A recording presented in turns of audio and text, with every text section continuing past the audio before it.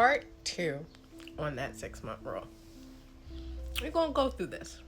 So my last relationship, my ex seemed like just a great, genuine person, right? Seemed like he checked all the boxes. That's because I did not listen to myself, and I told him exactly what I wanted, and he pretended to be that person. He would ask me questions like, well, what kind of positions do you like to do and stuff? Or he would be like, well, what's your favorite thing that I do intimately? And I would tell him. And then guess what? He stopped doing that shit. Now, that's when I started to realize, bitches, you trying to trick me? It seemed like you doing shit on purpose. I got another example. He kept asking me over and over what I wanted for a gift for Christmas because I told him that I've never really gotten gifts on like Christmas or birthdays or anything like that. So, I opened up and said that. And he kept asking me what I wanted and everything. And I was hesitant though.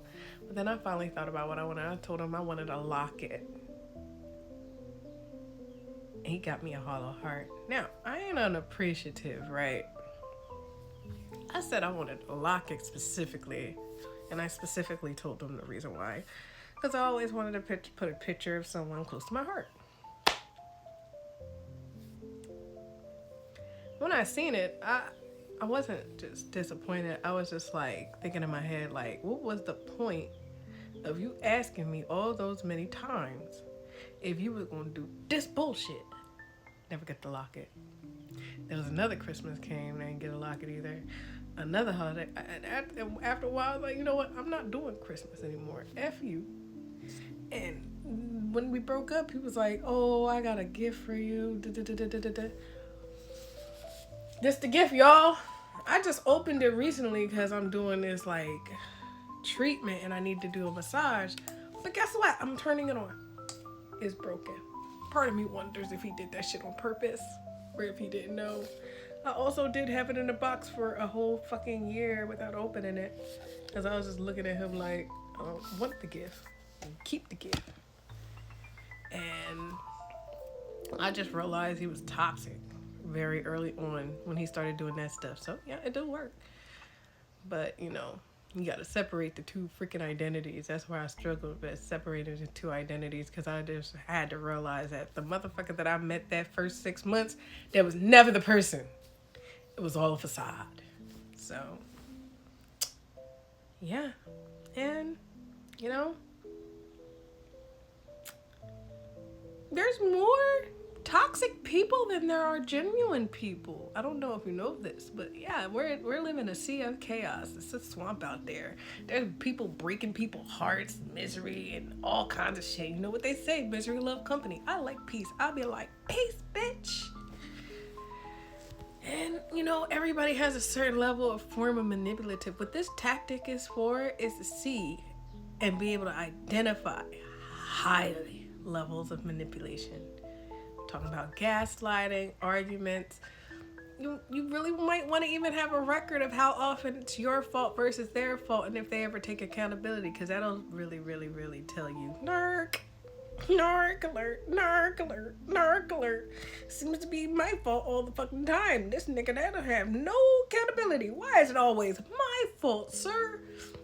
And after a while, you'll just, realize the truth. I feel sorry for the ladies out there that have to deal with that and are still fighting with the disillusion that they're still fighting for the person they met the first 6 months, right? And they're staying with this person, and this is how a narc looked to me, okay? I got my mask on. Let me make you fall in love with me. Oh, my mask is cracking. My mask is cracking. Do you see it? Do you see it?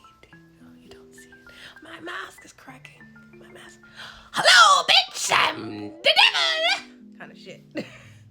And then when you're about to leave, they'll be like, no, I'm that guy, remember? I'm that guy. That guy you fell in love with, right? Remember? I'm that person. And then the mask start cracking. That's that 80-20 rule where they be trying to, like, most men, some men do that. Not most men. Some men do that 80-20 rule where they don't want to do shit. Guess what? A way to fight that shit? You send a man to the store and you ask him to get barbecue sauce. And he come back with hot sauce. Guess what? Them ribs gonna have hot sauce on it. And he gonna regret that decision. Why y'all not defending yourselves? I'm just gonna say this. A motherfucker leave no matter what. You might as well have some fucking fun with it. If they manipulating you, you might as well counter manipulate them. Because if you are dealing with a narcissist, arguing straight off, right, it's just gonna end up with you fucking having an elevated heartbeat or end up on the ID channel. In any situation, it could be either way, in my opinion. Because I be looking at news articles and I be seeing a lot of poking cases that end up from women. You want to know what I noticed? There's a ratio there. They poke the men at least between 37 and 200 times. That's a lot of poking. That's a lot of bottled anger. I want to say that if a lot of men didn't bottle up their emotions and actually express themselves, they wouldn't be in jail. I'm just saying, y'all wouldn't be in jail if y'all learn how to have some emotional intelligence. And again, not everybody's in jail because it's only about 400,000 black dudes in jail, 400,000 white dudes in jail, 400,000 Hispanics in jail. It's about an even mix, you know. That's about less than 1% of the population. So when I see men being like, you want to date all the pookies, bitch, how many pookies you think it is? You want to date a basketball bitch? How many basketball players you think there is? You a gold digger, bitch? What am I digging for? What am I digging for? Welfare? What am I digging for? Gold diggers actually go after rich people, and it'd be funny when I see people do that, and I just be like, you know what? I want to see what you do if I do nothing. That's the thing. I want to see what a person does if I do nothing. How will you go about that, sir? How will you go? And sometimes it's very telling. And sometimes when a man gives me breadcrumbs, I'll be like examining that shit. Like, nah, with this is what it is. Okay. So I just be like, well,